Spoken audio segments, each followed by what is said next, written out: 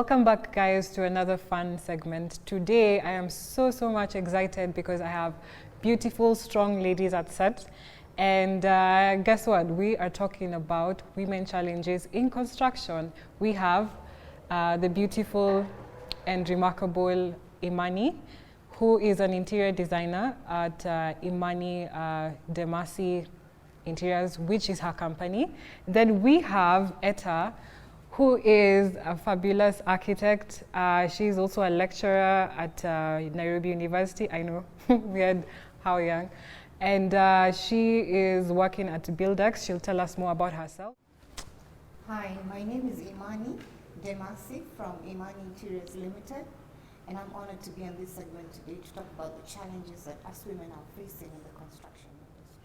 And my name is Etta Madete, and yes, I've been in this industry for a few years now, but I think the most important thing is advocacy and bringing out the important issues. And for me, I've been an advocate for both environmental design, sustainable design, as well as any issues to do with women in construction.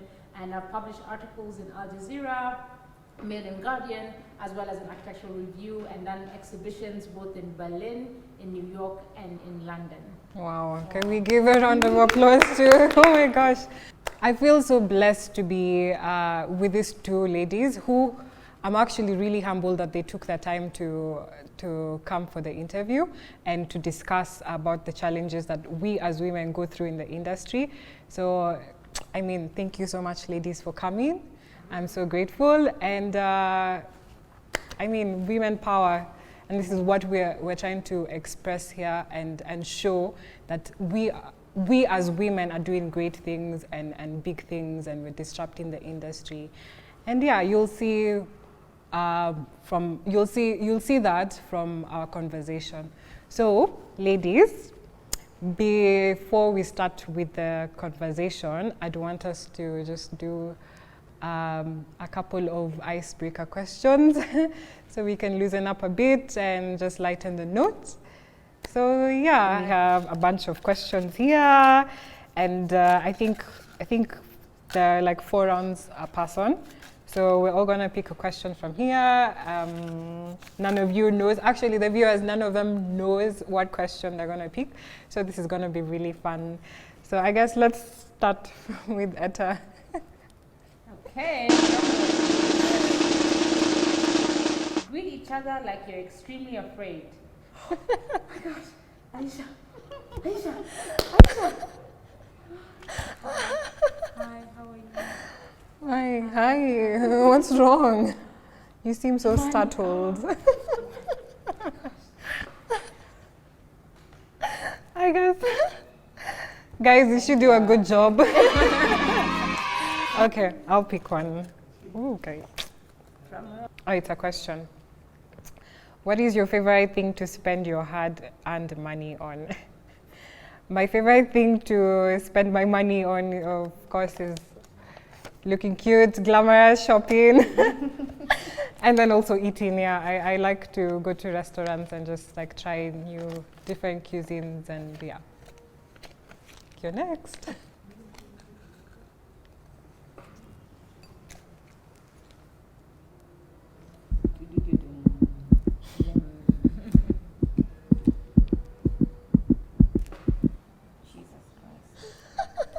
Carry an orange, lemon, and mango under your chin and walk around the room.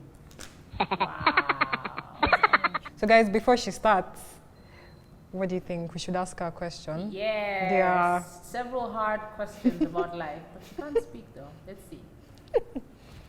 Okay. With the orange under my chin. We'll Yeah. see. Let's see you go. Let's see.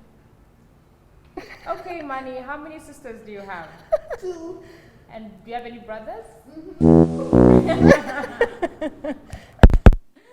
What's your favorite color? Green. And What's your why? pet's name? Happy cuddles, snuggles. Oh. Yay. That's the biggest punishment. This is harder than being a woman in construction, right? Yay, let's give a round of applause to Imani. She did it. Etta, you're next. Yeah, I think this one has been done. It's been done. Oh, no. Make an animal sound for 20 seconds while demonstrating the animal's natural act. I assure you, I'll be careful. Thank you. There goes the fabulous Etta. Whoop, you go, girl. Yeah, so I know the actual action. Guys, did she do a good job?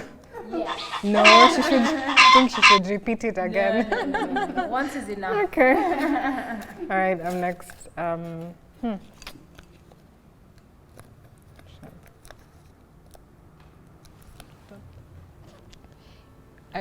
getting questions. Okay. If you could host a talk show like this one, who would be your first guest? Of course, I'm going to be kind and say Etta.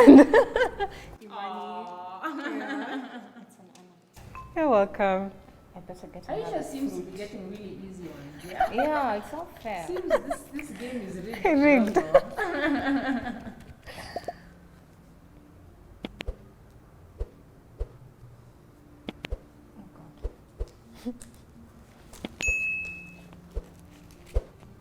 What aspect of your daily routine do you look forward to the most? What aspect of your daily routine do you look forward to the most? Getting up out of bed and getting breakfast. Breakfast, yeah? That's the So most breakfast, important not thing. dinner. Okay, okay. Yeah. I love my breakfast. I can do without lunch, but I must have my breakfast. Yeah. What's your favorite breakfast? Yeah, that's what I wanted to ask her. Toasted bread and of course Akina snuggles and happy and cuddles should be there. We take bread together. But Are the they dogs- cats or dogs? I love dogs. So yeah. Guys, did you enjoy yourself? Yes, Are you feeling definitely. a bit lighter now? Yes, Before we get to more serious things now? definitely. Great. Awesome. So guys, we are here to talk about the challenges that women go through in construction. And come to think of it, like when you think of construction, you always think of like the stereotypic image of a man with a with a hard hat, and he's wearing his uniform. That's the kind of image you have. But we have ladies here who are in construction. I know it beats the image that people have. And as women, we have challenges in the industry. Just being the minority. Of course, that already says that we face a lot of challenges. So the ladies here will tell us what they've gone through, and maybe you guys can learn and appreciate the work that we put in construction. So Imani, take the floor. I think the biggest challenge being a woman in the construction industry is unfavorable contracts, late payments, safety for workers, and men. It's a male-dominated field, and they feel like we are not skilled to be in a field that they dominate more. So it becomes a very big challenge and another thing I realized is people don't want to adopt to new technology. There are a lot of new technologies that have come up that can save time, that can reduce costs on site, but people adapting is one of the biggest challenges that we have. And safety for our workers, toilets on sites, especially for women, and having to get our laborers to go for safety training, skill training.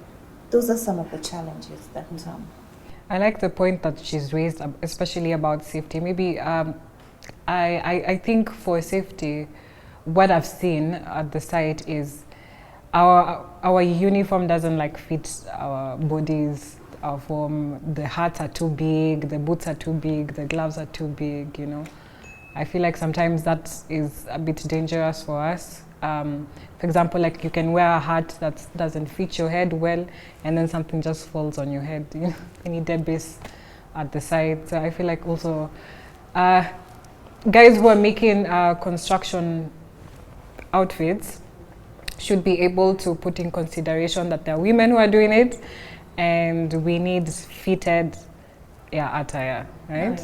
No, I completely agree. I think the space around construction sites is not designed with women in mind, even in the slightest, in such a way that, for example, as you mentioned, there's the outfits, there's also how you move through site. Where are the female toilets versus the male toilets? Usually they're not even separated. Yeah. And how do you ensure that the women are comfortable on site? Yeah. So it's not just a fact to say women need to enter this sector. You need to make it conducive for women to be comfortable in this sector, especially on the construction site. Polytechnics that are training the artisans in the industry, you find there's maybe one woman or two women, and it's so intimidating that they can't even make it through the entire course. You find that the women are always complaining when they go to site. It's sort of like you're pushed out, you're bullied, you're discriminated against, you're not given the work that you're skilled to do because a man has sort of talked his way through it. So I think this sort of political landscape that is very sort of hostile to us new entrants, that is creating this sort of backlash, which means that women who are trained to be in the construction industry, they try to go into this industry and they're completely like, okay, no, I can't handle. Let me just not try. So it becomes this sort of this thing of men saying, yeah, welcome, come. But then the environment is too hostile. Yeah. I've even had cases of the women artisans she's talking about being sexually harassed at the site. Like, you'll have a Chinese contractor who, of course, they've left their wives in China, and they want to keep themselves busy here in Kenya. So they use the ladies at the site, the mama wakupika, or the ones who are doing like the casual jobs, and they'll ask them, tunataka, you just be doing something here for me, and then you can be taking care of, like, now they're promoted, like, let's say to a supervisor, or you'll be supervising these workers to do that. So that kind of harassment as well. And I think the harassment cuts across all segments of the sector. Yeah. It's not just in the construction site. It is in education. Like, I'm at the University of Nairobi, for example. Not that it is open that there's sexual harassment, but when I went to school, there was only one female lecturer at that time. So imagine a class of 100, and at that point in our class, we were fortunate to have about 40% of the class who were women. But there's no one to look up to. There's no one to seek advice from. There's no one to cry when you're stressed, when you're distressed. There's no leader above you, whether in the industry or as a lecturer or as a teacher. So you find yourself having to rely on the advice and the counsel and the comforting of men, which again creates a very, very gray area in the education sector.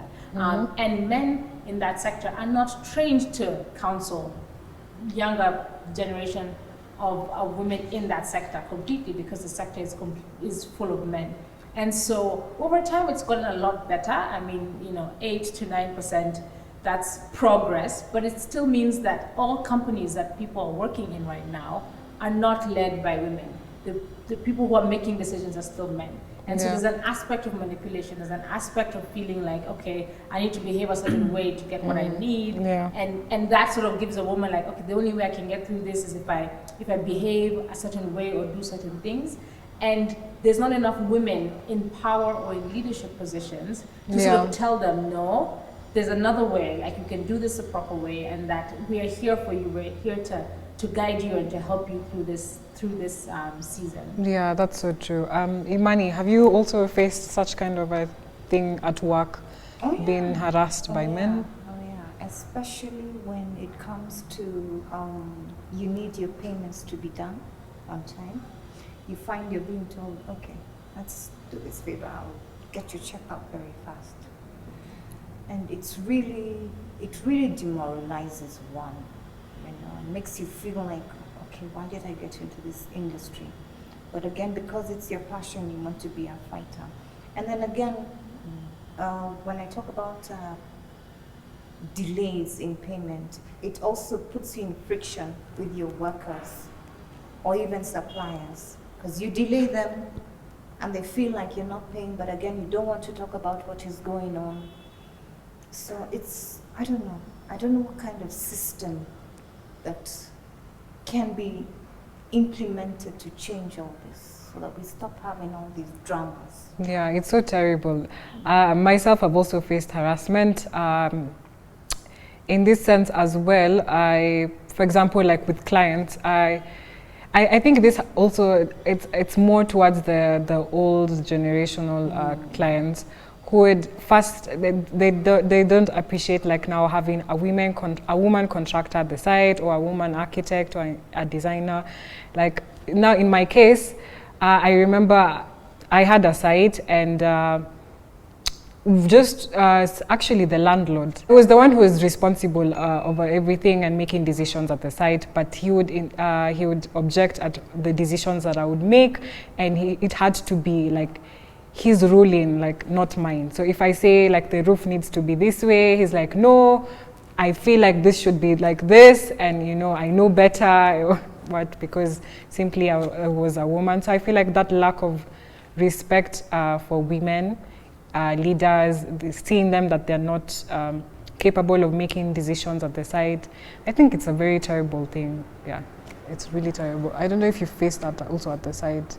I face it in all sectors. Every day. On site, at the university, at project meetings where I come in. I am the chair of the meeting, but I'm being asked to serve everyone tea. And I'm like, excuse me, I'm chairing this meeting. And it's like, if I was a man, you would not ask me that. Exactly. It's not that I have a problem with it. The issue is that I'm busy trying to chair this meeting. I don't think it needs to be like a weird conflict of interest. And like as I said, in all these environments, it's not that the men are doing anything wrong. It's just that they're not doing anything different. At the moment, we are entering the sector. We are new entrants in the sector. So it's important for there to be a bit of an adjustment. And I'm not saying, drop all tools, let us pass, let us dominate. No, it means that we just need to work together, talk to each other, understand how each other behaves, how each other works. What are the spaces that are required in an architectural office to make it conducive for a woman to work there for 30 years.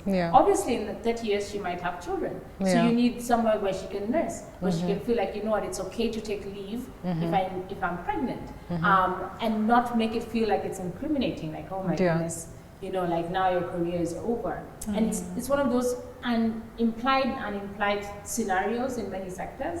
And as mentioned, as you just shared, it's these conversations we have when I walk onto a site and the first thing they say is, Mrembo. And I'm like, okay. It's so hard for them to say CEO. Yeah. Even if I stomp and shout and scream, it will be the same case. So it's either you play along, which is also it's demoralizing, because at some point you're just like, if I don't play along, it'll be a thing, and it'll be like, I don't know, it'll just take longer. But then if I don't, then you lose respect for your workers and the team that you're working with. And I'm completely against the fact that I need to become like a man to be able to operate in a man's world. I really don't. Like, I am a woman. The way I talk, the way I dress, the way I operate is very different. And it's not incorrect. The way men and women operate, it's not different, it's just different. And so for us, what we need to do is embrace each other. There's something I like using in the university, which is gender appropriate behavior. It is not men accommodating women, women trying to behave. No, gender appropriate. Like, you're dealing with a different gender. What is the appropriate way to talk? What is the appropriate way to network? What is the appropriate way to share? And like, is it okay to touch somebody's shoulder? Is it okay to hug them? I can easily come up to Aisha on a site and I hug and I say, no, we know each other, but is that the same appropriateness when it's a different gender? So it's just being a lot more conscious. Men, and yes, I know you're out there, like, you've been in this industry for a very long time, and we're just asking that we just work together to create a more inclusive environment in the future. I think it might be difficult for the men, because men are natural leaders and they're competitors, and they're used to this notion that women are helpers. But I feel like that should be more of the relationship side. And then when it comes to like the profession and career, like all of us have a fair advantage, you know? We're equals. Like in this profession, we're equals. But if it's about relationships, okay, that's a different story. Yeah, yeah. So I think men should not bring that notion about, you know, they dominate in their homes, so they have to dominate like even in the offices and. And please. to be honest, because it is still like novel, like it's still new, not only in developing nations, even in developed nations like America and UK, it's still like a ridiculously low percent of women in construction. Yeah. So I think women also need to also step up their game. I mean, not in terms of like try to be, you know, super women and, you know, throw things on site and get angry. No.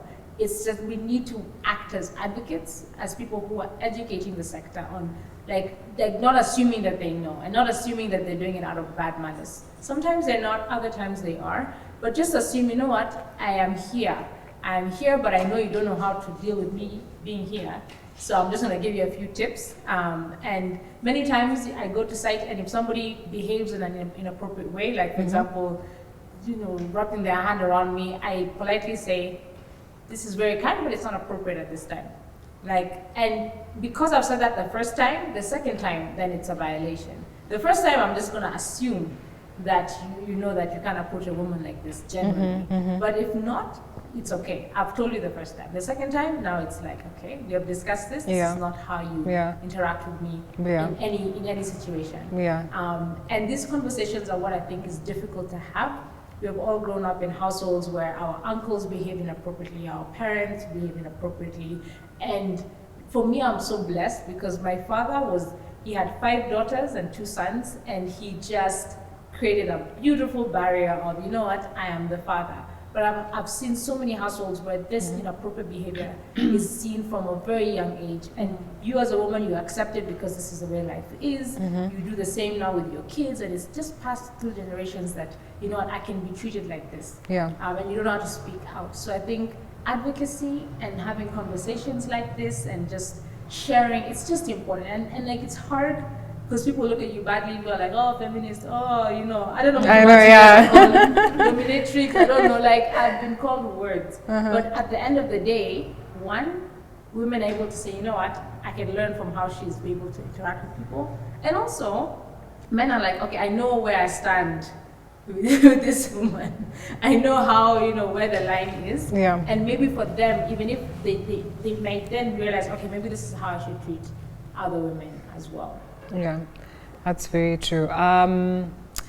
There's something also about, I don't know if you face this, about looking for work or if you're trying to get a tender, how is the process for you and what can you tell, because probably even the government might be watching and other private clients might be watching as well.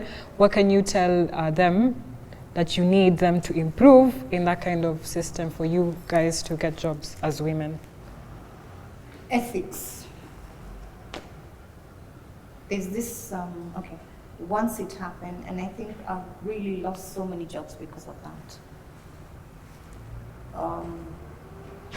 I want you to quote and put 10,000 on top of this, and you're like, okay.